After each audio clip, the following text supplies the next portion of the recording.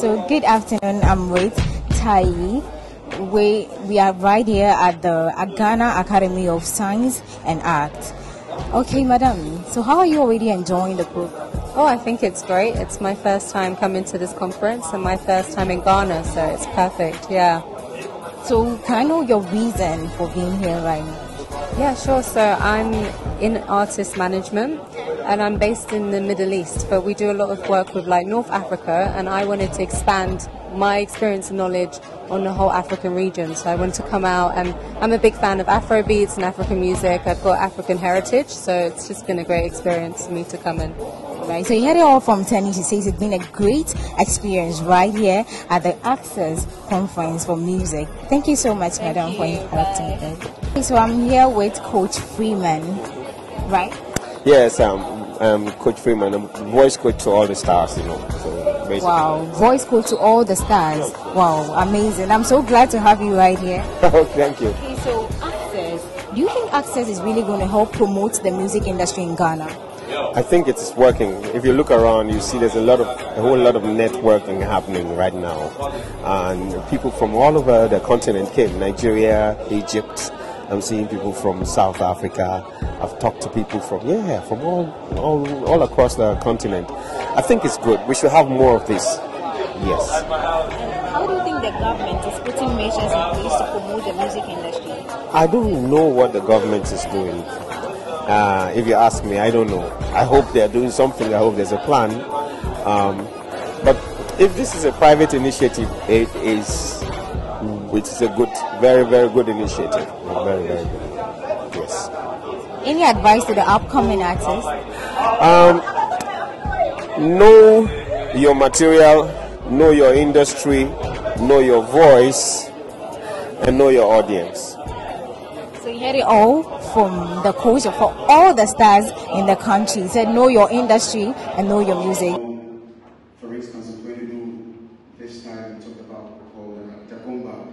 And Tagomba, a lot of us, I think we know it, but we don't know this is what Tagomba was in this campus a long time back.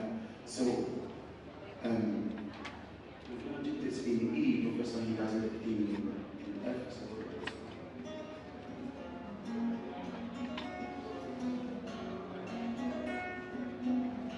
And when you hear some of these things, you can also feel a bit of the Caribbean feel in there. Because, I mean, our histories, musical histories are well connected with the Caribbean as well. So one of the oldest songs of this style is called Friday Night. A friend went to a friend and borrowed money and was given this money. When it was time to return this money, the friend said, no, I'm sick, go and come back tomorrow. So he would try to pay this amount. Friday night, you ask for penny. Saturday night, I give you $1.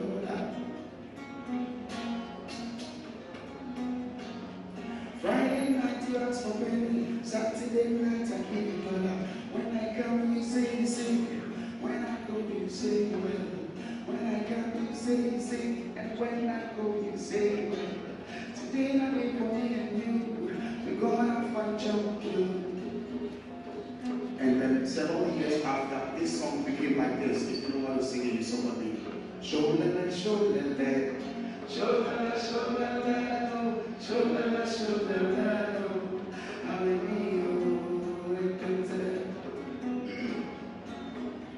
and in Nigeria, it was recorded a long time ago. I think it's you know this. I am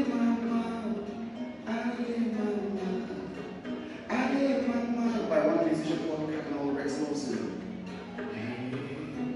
Several years after, a big star by the name of Flavor made a big hit with this style again. Baby, someone, baby, someone, someone, someone, someone, someone, baby, someone,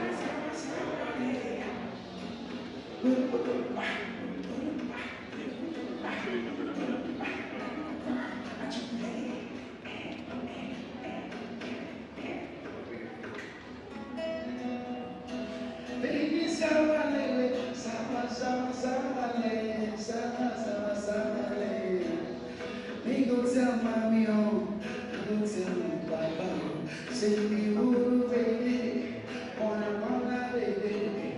Sambu, sambu, body, ulu, ulu, body.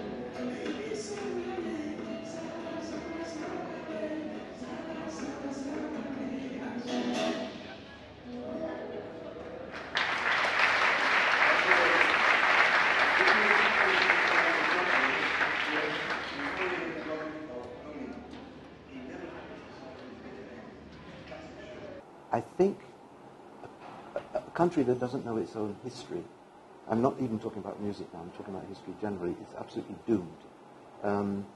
If you look at Europe, even in the development of museums and historical information about their own evolution of their own society, I mean, or in the arts, if you take Europe in the Romantic movement, for instance, it was based on folk music, or the Renaissance was based on the rediscovery of ancient Greek knowledge, or the classical era in music was based on the discovery of mathematical figures built into the Greek temples. In other words, the Europeans have done what Ghanaians call Sankofa. They have continually gone back to their past to enrich the present or the future. And they've done it, I can give you so many examples. And when it came to Ghana, the Europeans, the British, my own people who were here, convinced the Ghanaians to dump their past because it's pagan. The Europeans never dumped their past. They paganized Christianity. Christianity wouldn't have survived in Europe if it hadn't been paganized, like Christmas and Easter. These are all pagan festivals originally. So the Europeans were very good at replenishing themselves with their past, which you have to do. I'm talking, you see, if you don't have a past, you're like a boat with a sail that's blowing in the wind, and anybody who blows you in any direction, you'll go. If you have a keel, you know where you're going. The keel is your history. And you see, the Europeans actually succeeded, to some extent, in taking African history away from Africans. Because to make it also stuff their own, that it's not and therefore they can't develop their own creativity. And they're reluctant to go to the pagan. I was seeing something in the papers just a few days ago. I think Tourist Board, or somebody was complaining that people aren't buying Ghanaian artifacts because people think they're pagan. Well, so what? I mean, but that's how brainwashed people have become. So you can't look at your own history because it's pagan. But the Europeans did. They looked at their own pagan history. Socrates was a pagan, you know, I mean, all the philosophers. So, and for you, like, you're personally so much focused on music. Where's that? How come? Is that like a personal stories of yours? Well, why is it so important? Yeah, well, I mean, I think ultimately everybody's musical. I think in the West, I mean, even in Ghana, when I was first in Ghana, everybody was musical. If they weren't playing church music, they were playing traditional music.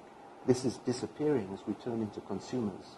In Europe, of course, we've gone much, much further into that line of not playing our own music, but listening to other people's music. But I was lucky. My parents were interested in jazz. My father was a mandolin player. I joined a rock band, a jazz band. So even before I came to Ghana, I was playing music. So naturally, when I got to Ghana and went to university, because my father actually helped set up the philosophy department at Legon in 1952. So that's when I first came here. I started to learn high life, because that's the music I met. And then I fell in love with high life music. I liked it. If you want to know the reason I like high life music when I first came, is that I discovered a type of music which is non-hierarchical.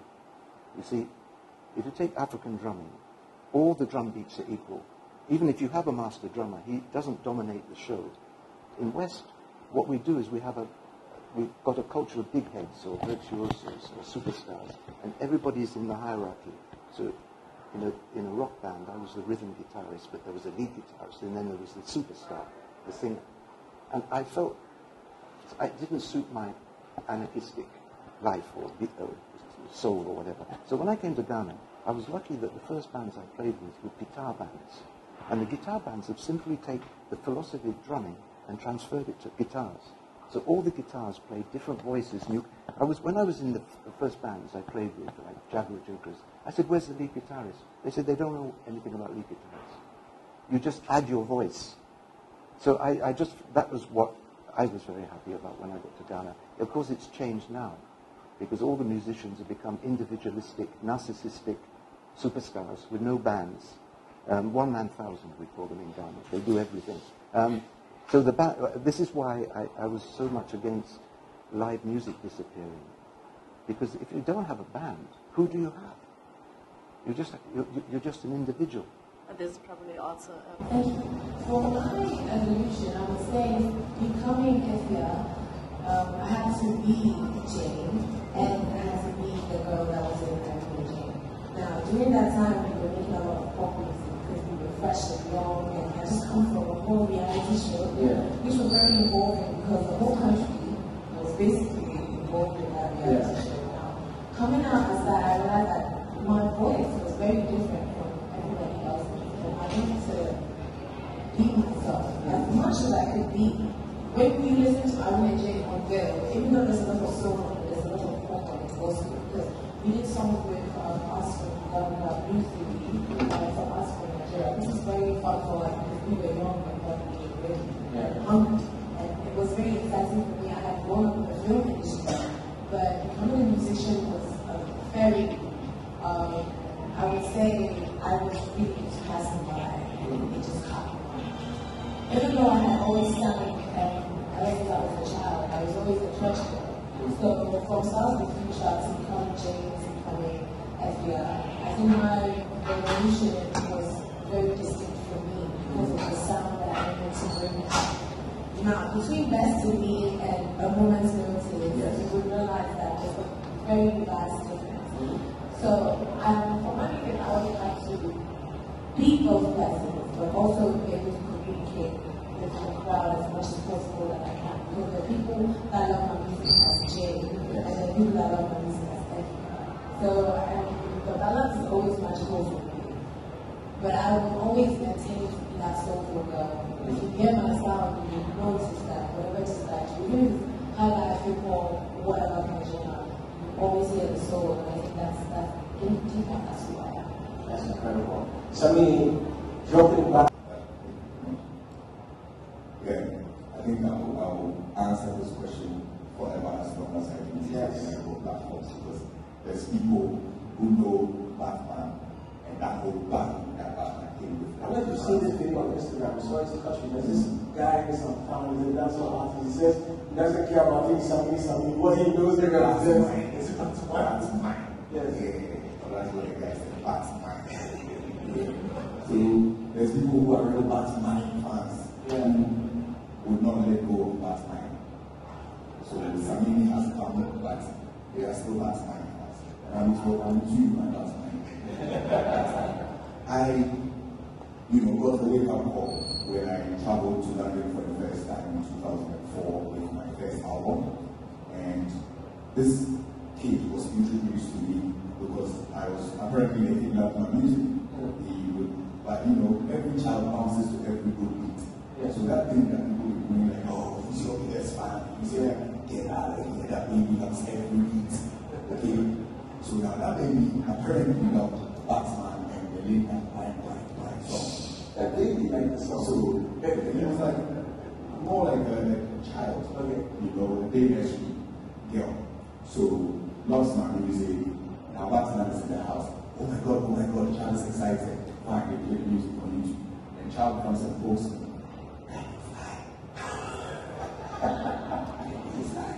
So now this child knows that daddy has finally got hold of us, and I'm gonna have to get on my game, and we're gonna do the real deal, because I'm still there with my lungs, still sitting there, and she can't tell the difference. Is this guy gonna transform into the guy who will fly, or what's gonna happen here? So then I realized that even though Batman was my nickname coming up, and I had a meaning for my B8, which meant the best of all time, I realized that I needed to rebrand completely, because there's children coming who are in love with the comic character and the cartoon. Yeah, and it's a whole big international brand that you can't do anything about but fall under a huge umbrella company. So though it was difficult and it was almost impossible because I landed and I was really good at that. Yeah. I thought if you want international recognition and the right recognition for that matter, you should be called by your original name or by a name that you will respond to. So I thought, okay, the name Samini is my last name, that's my family name, but it kind of sounds cool, doesn't it? So that sounds cool, doesn't it? So I thought, yeah, let me use my name so that if you call me, I can respond and know that you're talking to me rather than anything. And then, of course, I can stand out. And right after that change came the mobile nomination. So mobile recognized me as Papa Samini, not just Papa. So then from there, Euro Music Awards in 2007 with Samini. Yeah. So I thought, all right, and now the world knows me as this. So now I have children at 5 who say Samini straight, and know Batman, the cartoon, the fishing, and everything. So that they look for him. When they find him, they ask me if they can fly. And if you find me, I'll play the music. Okay, good evening, and I welcome you to Nsem GA. This evening, I'm with a lovely personality, an amazing personality in the industry, a great musician for that matter, and a songwriter, Samini. Hello. Hello, how are you doing? Looking great. Thank you, thank you. So, what do you think about this program? I think ACCES is an amazing opportunity for industry players across the continent to network, which is what has been happening at the various stops. So I'm excited that it's in Ghana, and I'm excited that everybody that has registered is here, because it's a one-off thing and you have to be a part of it to take advantage of it before it goes. So yeah, this is a place where you can have the right networks, and before you know, you move it from a step to the next. Yeah. I'm at Sokwamena. I play drums. I have my own band. I'm a band leader, songwriter, a composer, and all that. You know. So I'm trying to record my first album with a band. Yes, exactly. And it's a kind of old school high life kind of feel. The old school high life. You know, because it's when you see my cap and you see my dress, it represents Africa. You understand? So I'm trying to bring something out with this African style of music. Yeah. So basically, I think I like the conference. I like ACCES. I like everything. Yeah. All right. So that was at Sokwamena. He said he liked the conference and everything that happened. He's a drummer, a composer, and anything you can think of. All right. So I've gotten the chance to meet Mr. Emmanuel Amponsa. Okay. Hello. Hi there. I think Afrobeat is really selling in Ghana. Yes, Afrobeat. Actually, Afrobeat is from High Life. High Life is the mother, you understand? And Afrobeat is swinging on High Life, so it depends on your creativity. You can just blend stuff and then you hit it. Do you think the government is really helping when it comes to music in Ghana?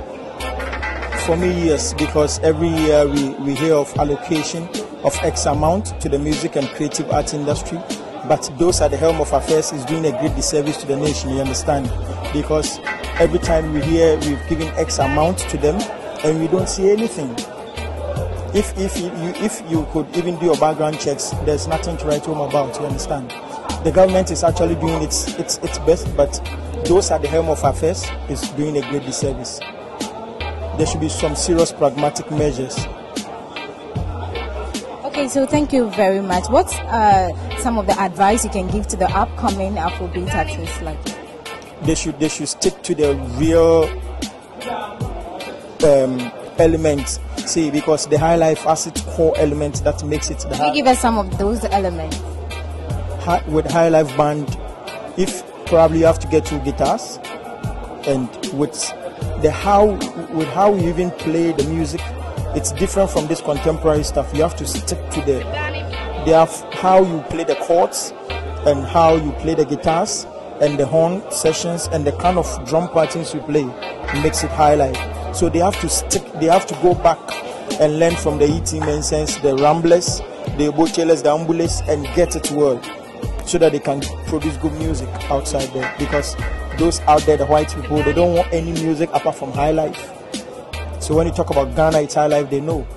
So High Life is really selling outside. I'm telling you the gospel truth. Just this summer, we had about 8 Ghanaian bands who went on tour. And it's still booming. Ambule is still there, and Ambule has toured almost all the year. It's still there. So High Life is all over, man. Thank you so much for having time with us. Yes, people. It's your boy Samini, and you're watching in SEM GH. Keep it locked right here. Ahana Achi. Boy!